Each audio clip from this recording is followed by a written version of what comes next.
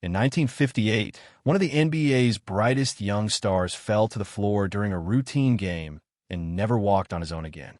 What happened afterward wasn't really a basketball story at all. It was a promise one teammate made and kept for the rest of his life.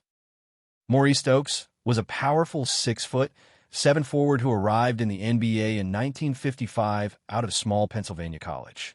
He won Rookie of the Year, made 3 straight All-Star teams, and was already regarded as one of the toughest rebounders in the league.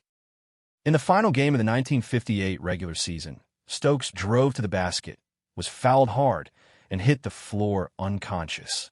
He came to a few minutes later, walked it off, and even suited up for a playoff game just days after. On the flight home from that playoff game, Stokes suddenly became violently ill and had a seizure.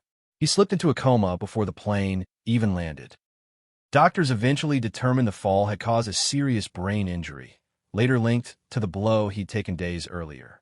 When Stokes woke from the coma, he could no longer move his arms or legs, and he could not speak. His mind, however, was still completely sharp.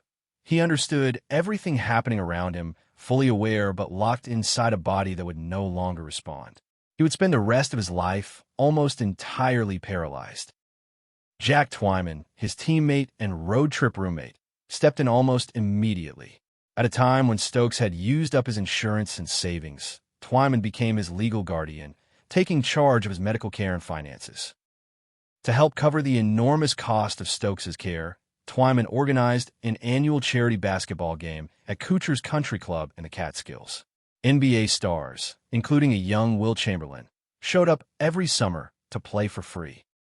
Over years of grueling therapy, Stokes slowly regained partial movement and learned to communicate again, first by blinking, then eventually relearning to speak a few words at a time. Twyman stayed by his side for 12 years, visiting constantly and managing his care, until Stokes' health finally gave out and he died in 1970. Decades later, both men were inducted into the Naismith Memorial Basketball Hall of Fame, not just for what they achieved on the court, but for what came after it. Their friendship is still cited today as one of the most selfless acts of loyalty in American sports. It's a story with no highlight reel, no championship banner, just one man refusing to let his friend face the rest of his life alone. If you want more forgotten stories from basketball's past, stick around for the next one.